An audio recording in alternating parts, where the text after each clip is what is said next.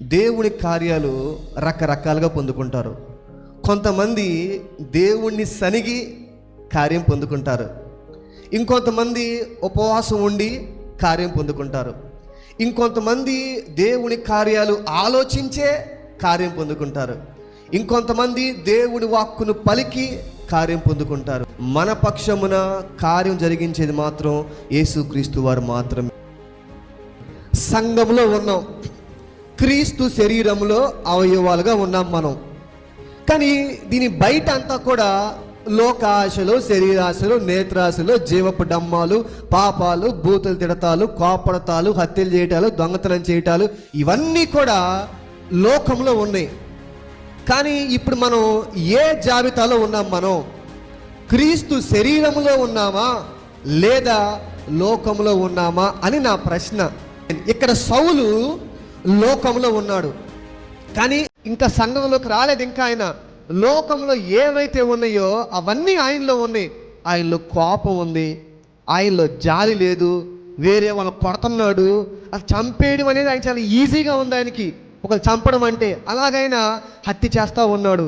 అలాగ ఉన్న ఆయన, లోకంలో ఉన్న ఆయన ఎప్పుడైతే ఒక్క ఎన్కౌంటర్ దమస్కో మార్గంలో ఆయనకి ఎదురగిందో ఆ క్షణమే ఆయన మారిపోయాడు.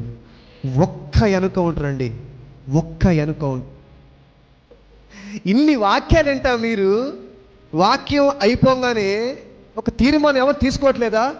ఇక్కడ సౌలు అయితే ఒక తీర్మానం తీసుకున్నాడు. ఆయన, నేను ఇప్పటిదాకా హింసించిన ఆయన నిజమైన దేవుడా?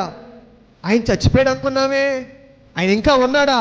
అయితే నేను ఆయన నమ్ముకుంటా, నేను లోకాన్ని విడిచిపెడతా, నేను సంఘంలోకి వస్తా అని సౌలు ఒక్క ఎన్కౌంటర్కే ఆయన మారిపోయాడు. మనకి ఎన్ని ఎన్కౌంటర్స్? మనకి ఈ 40 రోజులు 40 ఎన్కౌంటర్లు. ఆదివారం జరుగుతూ ఉంది, శుక్రవారం జరుగుతూ ఉంది, ఇంకా మధ్యలో జరుగుతూ ఉంది. మనం ఇంకా యూట్యూబ్లో చూస్తూ ఉంటాం, చాలా చూస్తూ ఉంటాం. ఇన్ని చోట్ల మనం చూస్తూ ఉంటుంటే ఒక్కసారి కూడా అయ్యా నేను మారిపోతానయ్యా, ఇంక నేను ఈ పని చేయనయ్యా, ఇంక నేను నీతోనే ఉంటానయ్యా అని ఎవరు తీర్మానం తీసుకోలేదా? ఎవరు తీర్మానం తీసుకోలేదా? సౌలు అయితే ఒక్క మాటకి లోబడిపోయాడు. మరి మనమైతే ఎన్నో అవకాశాలు, ఎన్నెన్నో అవకాశాలు, కానీ మనం ఇంకా లోబడతలేదు. కానీ మనం ఇంకా యేసయ్యకి మనల్ని పరిపూర్ణంగా మనం సమర్పించుకోలేకపోతున్నాము.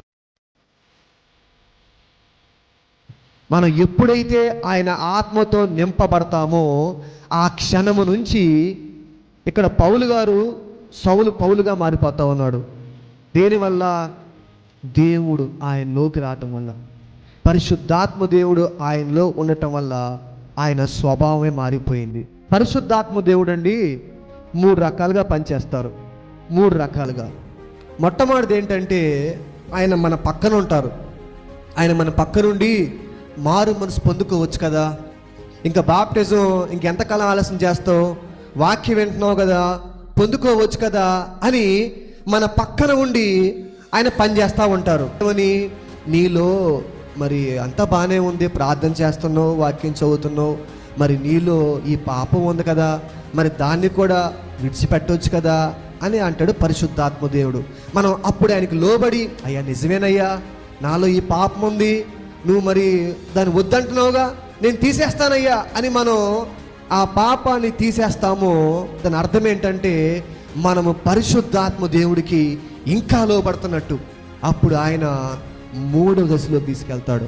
అదేంటంటే పరిశుద్ధాత్మ దేవుడు మన మీదకి వస్తాడు, మన మీదకి వస్తాడు. ఆయన ఎప్పుడైతే మన మీదకి వస్తాడో అప్పుడు మనము నడిచే దేవాలయం లాగా ఉంటాం. మనం మనుషులమే, కానీ మనలో ఉంది, మన మీద ఉంది, మనల్ని పూర్తిగా కప్పి ఉంది ఏంటంటే పరిశుద్ధాత్మ దేవుడు.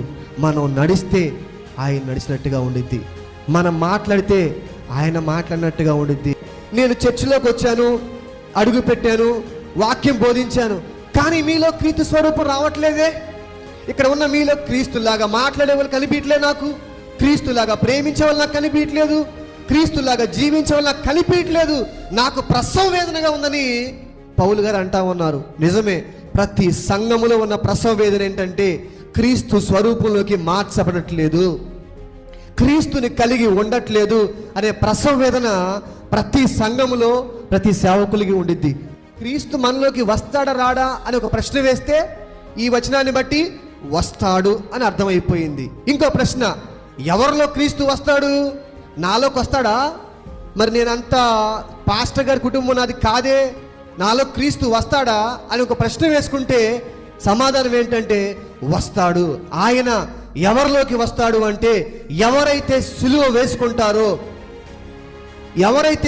వేసుకుంటారో మన మాట, మన చూపు, మన దేహంతో జరిగించే కార్యం ఇవన్నీ ఎవరైతే సిలువ వేసుకుంటారో వారిలోకి క్రీస్తు వస్తాడు. ఆయనలో క్రీస్తు వచ్చాడు అంటే లోకములో నుంచి సంఘంలోకి వచ్చి, సంఘ సహవాసంలోకి వచ్చి వాక్యము నేర్చుకొని ఏది దేవునికి నచ్చని ఆయనలో ఉందో అది అంటే ఆయన సిలువ వేసుకున్నాడంట. అయ్యా ఒకప్పుడు నేను చంపేసేవాడిని కదయ్యా, నేను ఇప్పుడు సిలువ వేసుకుంటున్నానయ్యా, ఇంకెవరిని చంపనయ్యా తీర్మానం తీసుకున్నాడు. ఒకప్పుడు నేను సంఘంలోకి వెళ్ళి లాక్కొచ్చి కొట్టేవాడిని అందరినీ, ఇప్పుడు నేను ఆ పని చేయను, నేను ఆ పని సిలువ వేసుకుంటున్నానయ్యా అని ఆయనలో, సౌలులో దేవునికి వ్యతిరేకమైన ఏమైతే ఉన్నాయో ఆయన అవన్నీ కూడా సిలువ వేసేసుకున్నాడు. ఆయన ఎప్పుడైతే సిలువ వేసేసుకొని దేవుడి సహవాసంలోకి అడుగుపెట్టి పరిశుద్ధాత్మతో నింపబడి ఉన్నాడో ఆయన తర్వాత దశలోకి యేసు క్రీస్తు వారే ఆయనలోకి వచ్చారు. ఎంత భాగ్యమండి ఇది! దేవుడు మానవుల్లోకి రావటం ఏంటండి? ఒకప్పుడు నేను దేవుడి దగ్గరికి వెళ్ళాలంటే దేవాలయంకి వెళ్ళేవాడిని, ట్రైన్లు ఎక్కి బస్సులు ఎక్కి దూరం వెళ్ళి ఎక్కడికి వెళ్ళేవాళ్ళం? దేవాలయానికి.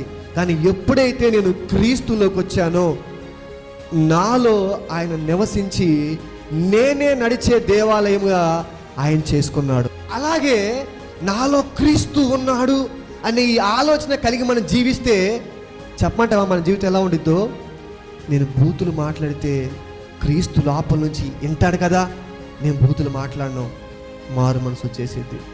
వేరే పాపం చేయడానికి బయలుదేరుతా ఉంటుంటే, పక్కింట్లో వాళ్ళ మీద గొడవకి వెళ్తా ఉంటుంటే నాలో క్రీస్తు ఉన్నాడు కదా, నేను ఎట్లా గొడవకి వెళ్తాను, నేను వెళ్ళను, మారు మనసు వచ్చేసిద్ది.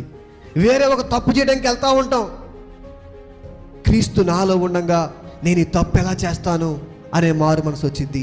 ఈ స్థాయిలోకి రావాలండి. పౌలుగా ప్రసవ వేదన ఇదే.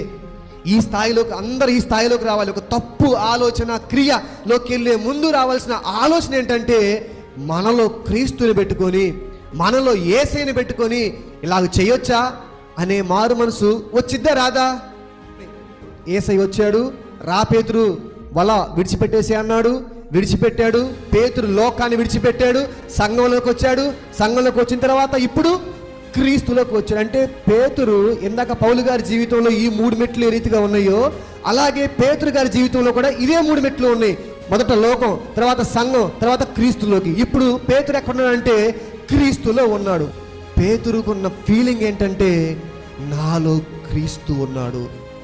పేతురు అంటా ఉన్నాడు, నేను లోపలికి వెళ్ళి నీ కోసం ప్రార్థన చేస్తానయ్యా అనట్లా, మా తట్టు చూడు అన్నారు. పేతురుకున్న విశ్వాసం ఏంటంటే నాలో క్రీస్తు ఉన్నాడు.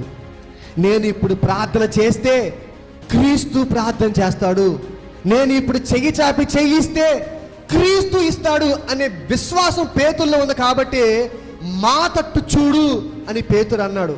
పేతురులో క్రీస్తు ఉన్నాడు. ఇక్కడ పేతురు స్వభావం ఏంటంటే ఎకను జీవించేది పేతురు కాదు, క్రీస్తే పేతురులో జీవిస్తున్నాడు అనే స్వభావం పేతురులో ఉంది. కాబట్టి పేతురు అంటాడు నా తట్టు చూడు అంటున్నాడు. పేతురు అంటాడు నేను ఏం కలిగి ఉన్నానో నీకు అదే ఇస్తున్నా అంటున్నాడు. పేతురు క్రీస్తుని కలిగి ఉన్నాడు, పౌలు క్రీస్తుని కలిగి ఉన్నాడు. మనం ఏం కలిగి ఉన్నాం?